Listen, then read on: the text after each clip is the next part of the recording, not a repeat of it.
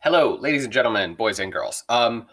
Today I am not delivering a traditional lesson to you because we actually have a bigger problem at hand that needs to be addressed. Okay. I've talked with not only your other teachers, but also the other teachers in the Cyber Academy. And after this first marking period, we started identifying some needs, some problems, some things like that. One of those was the writing assignments. We weren't super happy with the way that the English assignments were working out. So, as you know, we changed those. And some of those assignments have been coming in and have been really, really good. In fact, I would say the best essays of the year so far have come out of this assignment. So, congratulations to those seventh graders. At the end of the video, I will shout out a couple of particularly good essays. Okay. So, if you're interested in hearing that, then stick around to the end. Okay. Additionally, we have noticed a pretty serious problem regarding plagiarism and other failures to submit assignments. So, my job today, I talked to the other teachers, and I said I would do this, is to reiterate our policies regarding plagiarism and just avoiding writing assignments in general. Obviously, you have writing assignments in more than just my class, but the biggest writing assignments you have are in my class. And so I've identified four ways that students are trying to avoid these writing assignments. Okay. The first one, which is the most obvious, is to submit nothing. You just don't submit anything, you take the zero and you move on. Obviously, that's not acceptable for a lot of reasons. I'll get into that in a minute. Number two, um, submitting random things, right? Random numbers and letters. Submitting the wrong thing.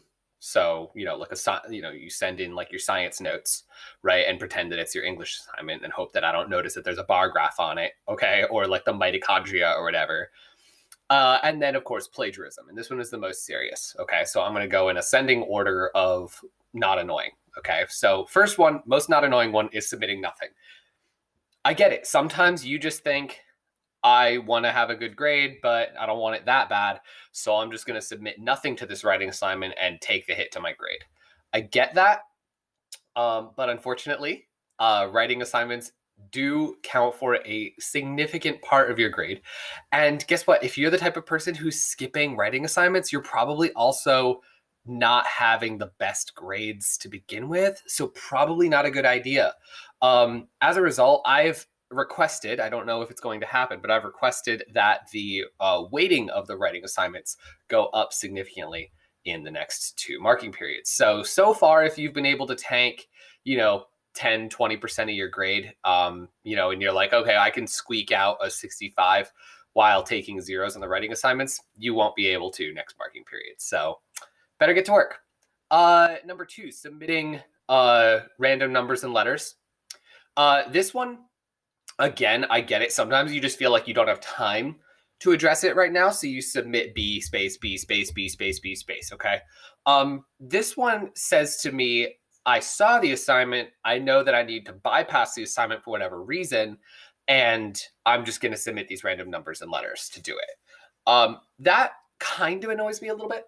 Uh, because it says that you saw it, but you just thought it wasn't worth your time, but you did take the time to go and submit random stuff to skip it. Now, I have had some students who did that, but then emailed me and said, hey, I skipped that assignment so I could work on the next thing, but I am coming back to do that. So I have had some students do that. And so I kind of get it.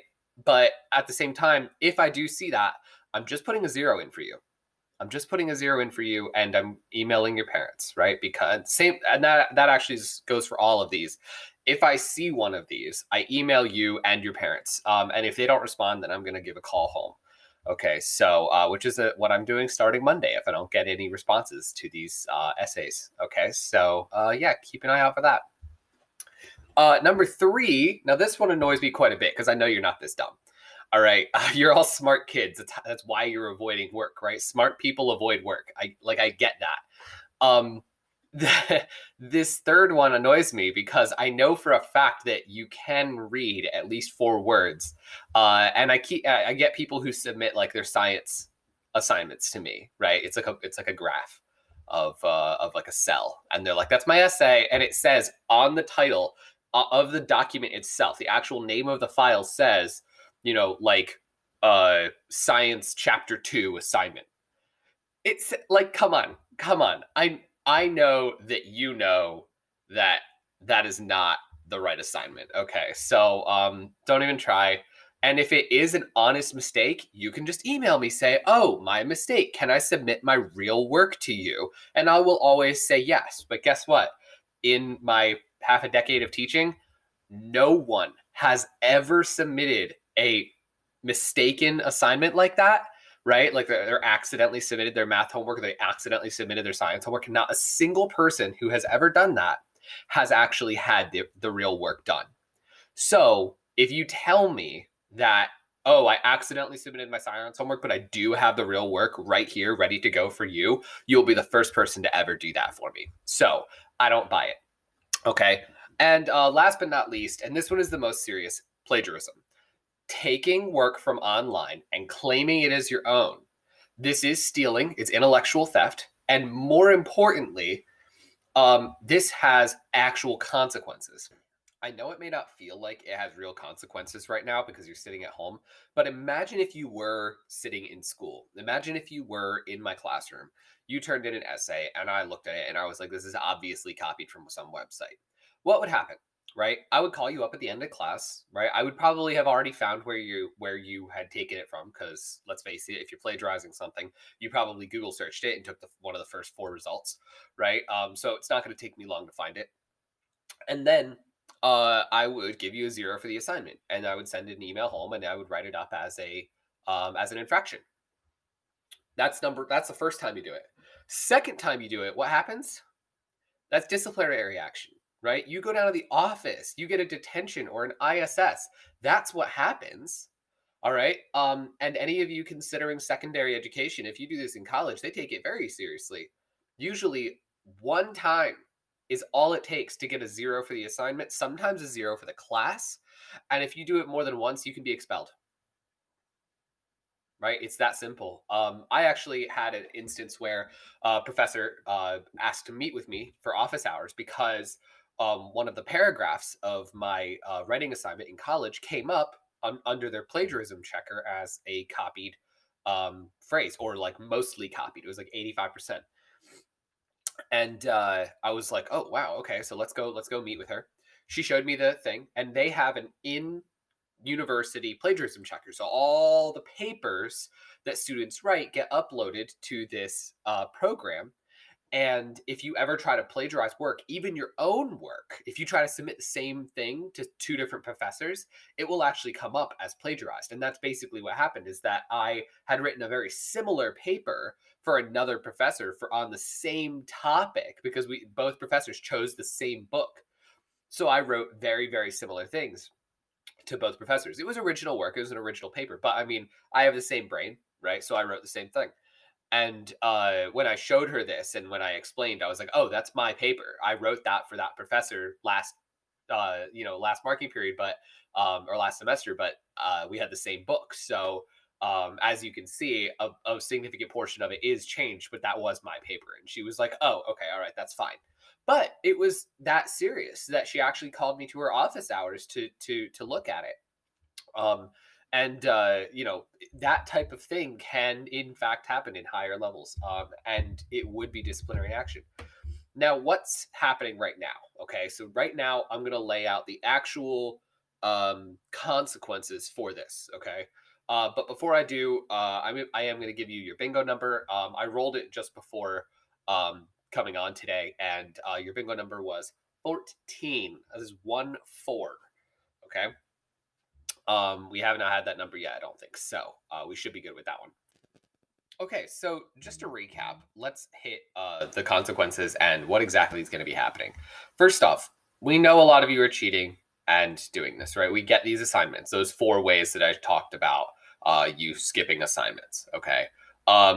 Each of your teachers has a different method of dealing with it, but mostly it's going to involve zeros and phone calls home. Okay, so if you don't want your parents on your back about it, don't cheat. Number 2, whenever you do this, it's not in a vacuum.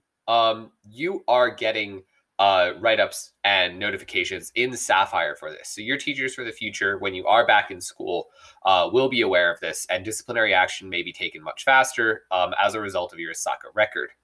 And number three, at least in my class, we're trying to move the writing assignments to a significantly more valuable part of your grade, so you can no longer cheat, because if you choose to get zeros, that will actually cause you to lose significant number of points that you will not be able to get back.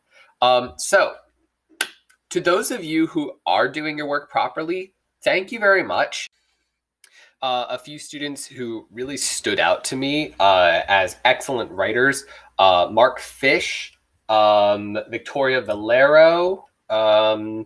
Who else here did I really like their essay? Clarice Sanchez, in particular, that one was very nice. And Haley Vanderplaat. All of those essays really stood out to me as excellent essays.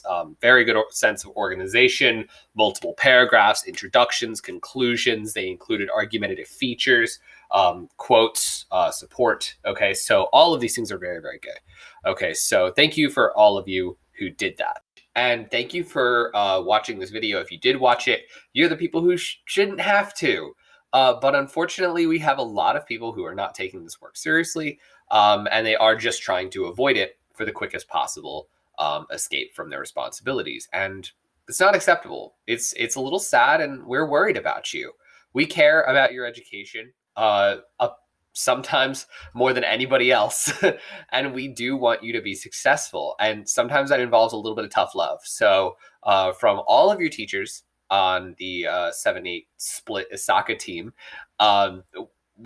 this is our tough love. We're sending it out to you, and we hope that you take this seriously and do try to get your work done. As you've probably seen, we're cool with you turning in work late, but we just need it to be done. And we're willing to sit for hours and help you. We've offered literally so far in this year hundreds of hours of individual time to help. We have office hours that are very, very accessible.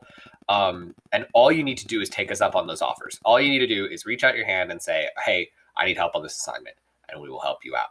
Okay. So please take us up on that offer. We do want you to succeed. But we also can't accept